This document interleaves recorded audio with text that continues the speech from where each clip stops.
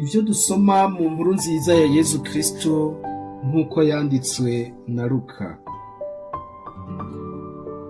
Ariko mwebwe munyumviriza ndababwiye nti, kunda abansi banyu, mugirire neza ababanka, muhezagire ababavuma, musabire ababadodobereza. Nihagira uwugukubita kw'itama rimwe, uramutega n'irindi. Nihagira uwugutwara igikwemu, ntuze umwime n'ikanzu. Uwuzogusaba wese uramuha, kandi nihagira uwugutwara utwawe, ntuze udukurikirane. Uko mushaka ko abandi babagirira, bagirire uko nyene namwe. Mukunze ababakunda gusa, mwoshimirwa kabuki ko n'abacumuzi bakunda ababakunda. Canke mugiriye neza ababagirira neza, mwoshimirwa kabuki ko n'abacumuzi bagira uko. Muguranye abo mwishimiye ko bazobasubiza, mwoshimirwa kabuki ko n'abacumuzi bagurana abacumuzi ngo baronke ibingana n'ivyo batanze. Mweho rero nimukunde abansi banyu, mukore ineza, mugurane ataco mwiteze gusubizwa. Gutyo impera yanyu izoba nini, kandi mube mubaye abana ba rudasumbwa, kuko agirira neza intashima n'ababisha. Nimube abanyakigongwe nk'uko so wanyu ari umunyakigongwe. Ntimucire abandi urubanza, niho namwe mutazowucirwa. Ntimucire igihano abandi, niho namwe mutazogicirirwa. Nimurekurire abandi, niho namwe muzorekurirwa. Nimutange, niho namwe muzohabwa ku ngero nziza, yuzuye, itsindagiye kandi isesekaye. Ingero mugeresha, niyo namwe muzogererwako. Iryo ni ijambo ry'Imana.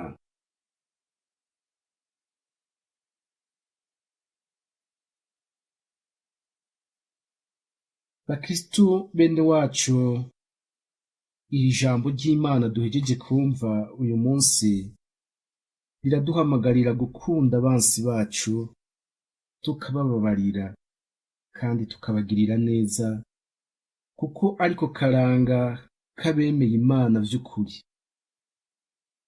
None twoshobora gukunda bene wacu, mbere n'abatugiriye nabi nk'uko twikunda twebwe nyene, tutabifashijwe n'umukama wacu Yezu Kristo? Bene wacu, ibi ntitwobishobora natwe ubwacu, tutabanje kunga ubumwe n'umukama wacu Yezu Kristo, tukamwimika mu buzima bwacu, kuko iciza cyose kiva ku Mana kandi kikayiganaho. Niyo yadukunze mbere, ni nayo iheza ikatwigisha urukundo rw'ukuri ruzira uburyarya, yipfuza ko twikunda, mbere tukereka n'abandi mu buzima bwacu bwa misi yose. Imana yacu rero, ikidusaba cyose iduha n'akarorero, kuko nimba idusaba gukundana no gukunda n'abo bose batugiriye nabi tukabagirira imbabazi, niyo yadukunze ubwa mbere, kandi twereka imbabazi naho twari twarayicumuyeko cyane, mbere dukwiye no gupfa. Bene wacu, Imana yacu yaradukunze iherezako. Raba namwe ukuntu yaduhaye ubuzima mu kuturema mu ishusho ryayo, iteka ata kindi kiremwa na kimwe caronse.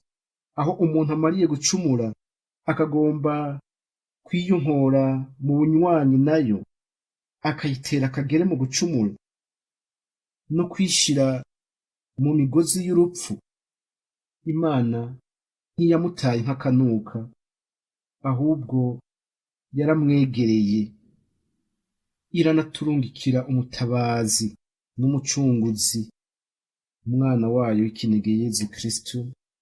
Yigira umuntu nkatwe mu nda ya Bikira Mariya, yibanira n'abantu, abaho nkatwe muri byose kiretse igicumuro.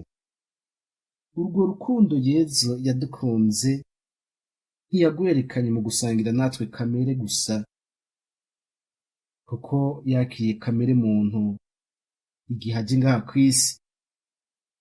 Yanagaragaje urwo rukundo mu kudutangira ubuzima bwiwe, akemera kudupfira twese ku musaraba ngo turokoke, atawakuyemwo ababi n'abeza bose arabacungura, kandi urupfu yapfuye azira ibicumuro vyacu nta mukristu uruyobewe.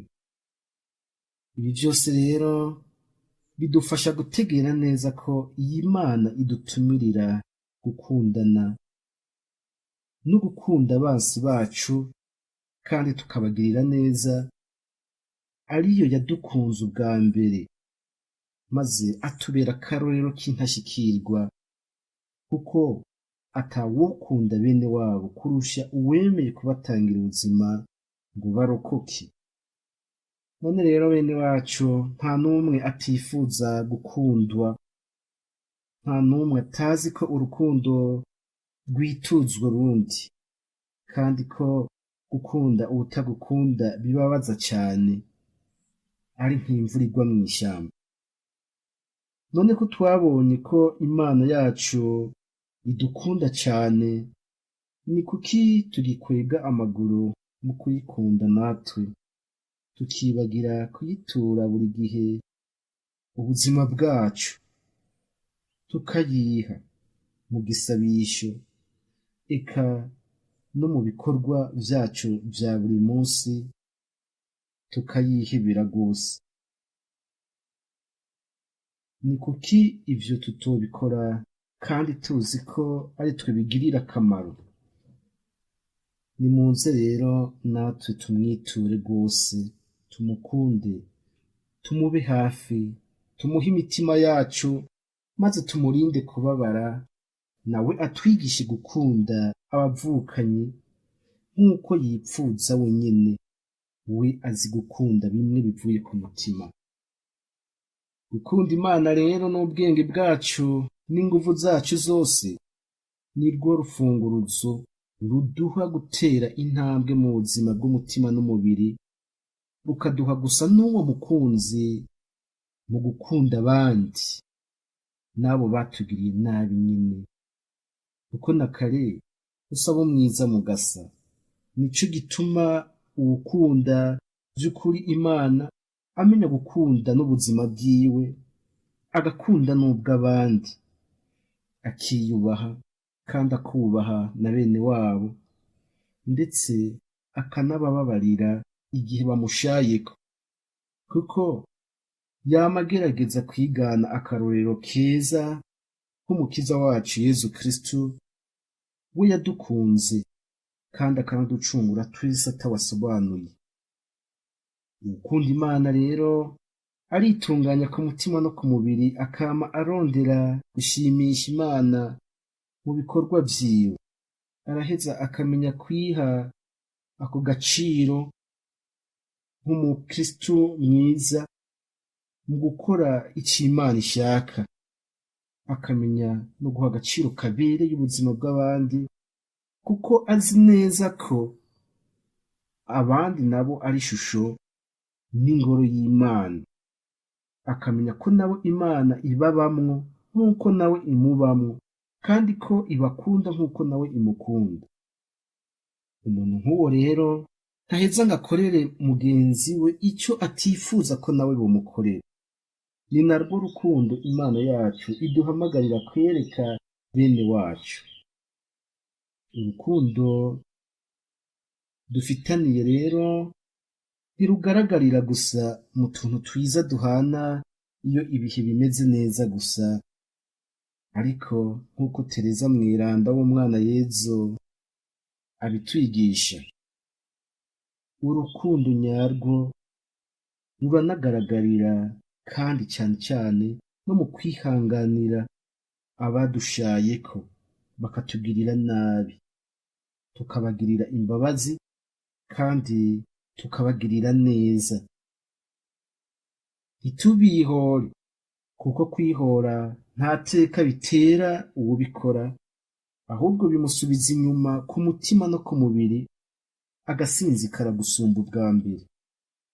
aba yikuye ku Mana yo itugwanira kandi ikadukingira ibiganza vy'inkozi z'ikibi.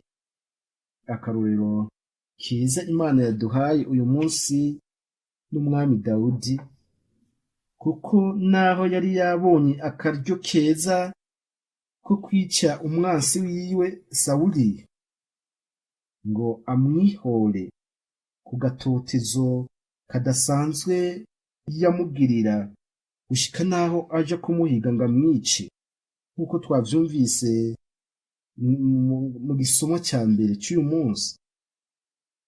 Dawudi we yaramubabariye amukingira ubuzima bwiwe, kandi ibi navyo bishimisha Imana y'ubuzima bwiwe.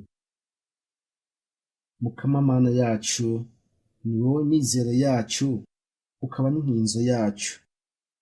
Duhe kwama dukurikiza akarorero keza waduhaye mu gukunda no kugirira neza bose, ata n'umwe dukuyemo, n'abo tuzi ko batatwipfuriza ineza.